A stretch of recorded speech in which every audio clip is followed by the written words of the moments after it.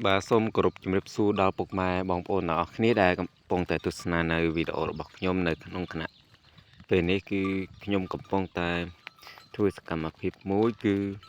គេហៅថាដេញក្របីត្រឡប់ទៅក្រោលវិញហើយនេះគឺជាទស្សនវិជ្ជាដែលខ្ញុំបានដិតយកនៅតាមផ្លូវ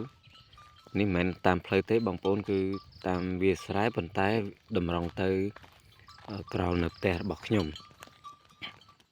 ហើយ សកម្មភាពរបស់ខ្ញុំនៅក្នុងពេលនេះគឺខ្ញុំនឹង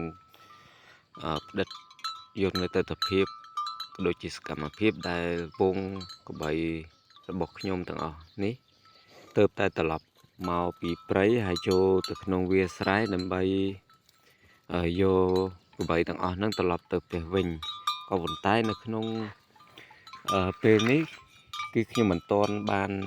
ត្រឡប់ទៅផ្ទះវិញទេគឺដោយសារតែថ្ងៃគឺថានៅខ្ពស់បងប្អូនអញ្ចឹងត្រូវຕົកកបីនេះឲ្យវាស៊ីស្មៅក៏ដូចជាច្បើងនៅតាមវាដែលវានៅសេសសល់ពីភ្លើងដែលគេលួចដុតហ្នឹងឲ្យវាស៊ីគល់ច្បើងហ្នឹងសិនទៅដើម្បីចាំពេលថ្ងៃលិចគឺខ្ញុំចាប់ផ្ដើមដេញកបីហ្នឹងត្រឡប់ទៅផ្ទះវិញ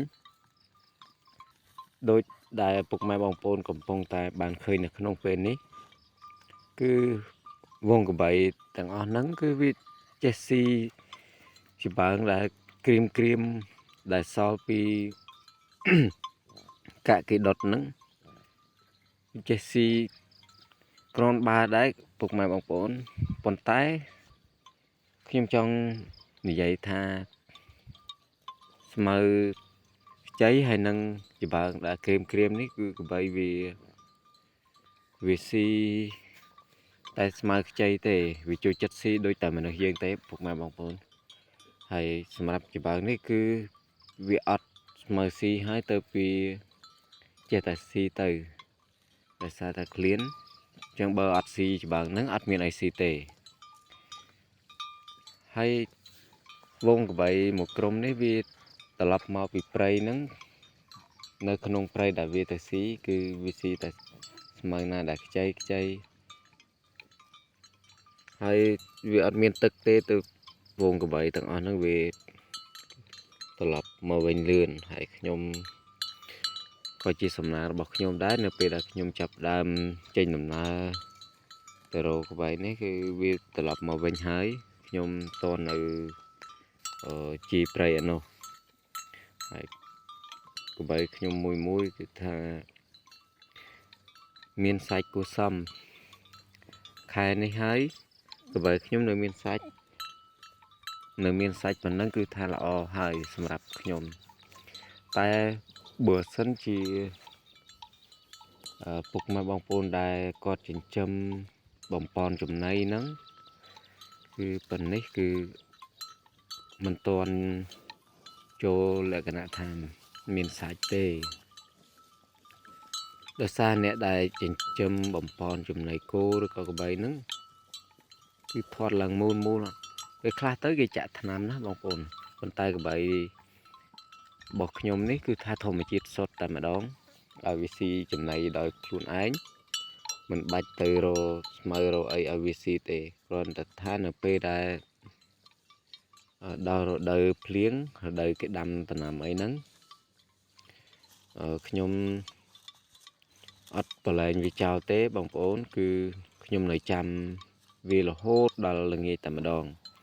អត់អាចចោលបានទេបើសិនជាខ្ញុំហ៊ានតែចោលឬក៏ប្រហែសតែបន្តិចហ្នឹងស៊ីដំណាំគេសងគេងាប់ហើយបងប្អូនហើយកបីឈ្មោលនេះវាមានអាយុ2ឆ្នាំជាងហើយបងប្អូនឥឡូវមានពីគូសំដែរអានេះយើងចិញ្ចឹមលក្ខណៈថាគ្រួសារណាបងប្អូន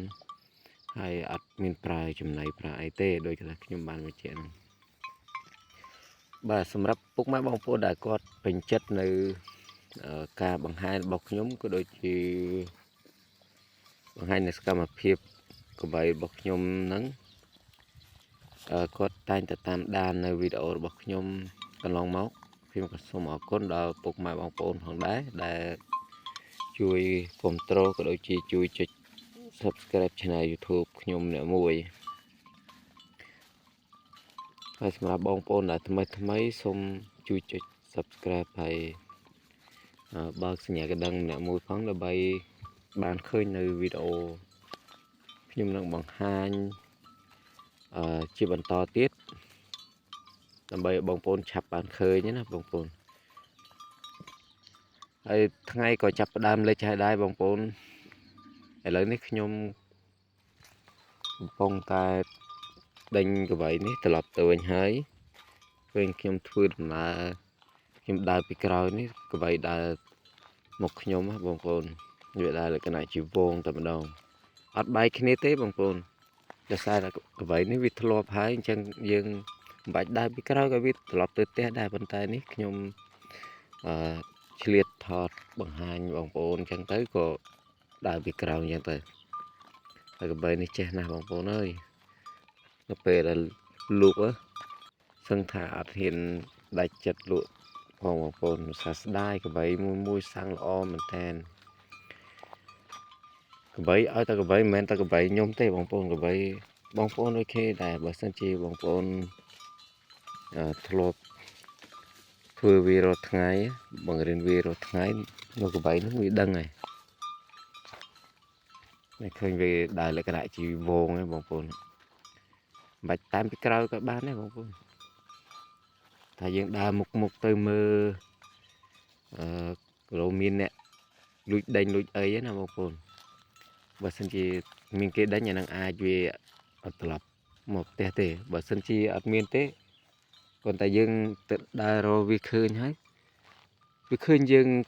ជាម្ចាស់វានឹងនៅមុខវានឹងវាដឹងហ្មង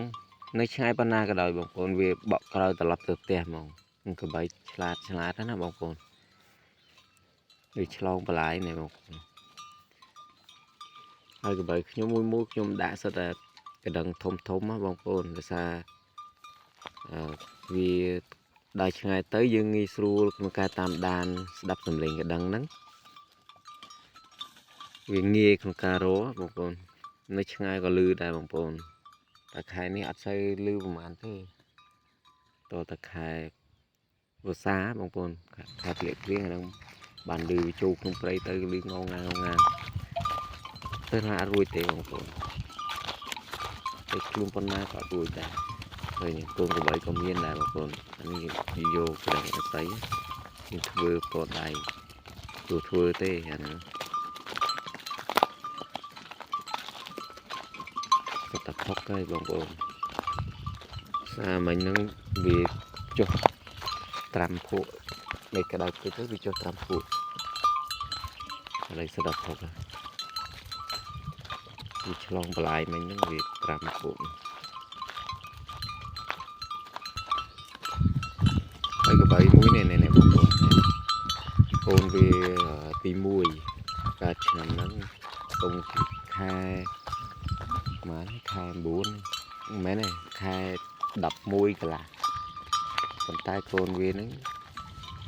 អត់រស់ទេបងប្អូនគឺដោយសារតែមិនដឹងថាវាអត់គ្រប់ខែក៏យ៉ាងម៉េចក៏អត់ដឹងដែរប៉ុន្តែកើតមកអត់បាន1ម៉ោងទេគឺងាប់ទៅវិញបងប្អូនអូស្ដាយមែនតើបងប្អូនអរគុណបងប្អូនជួបគ្នានៅក្នុងវីដេអូក្រោយទៀតជាមួយនឹងកម្មវិធីជាបន្ត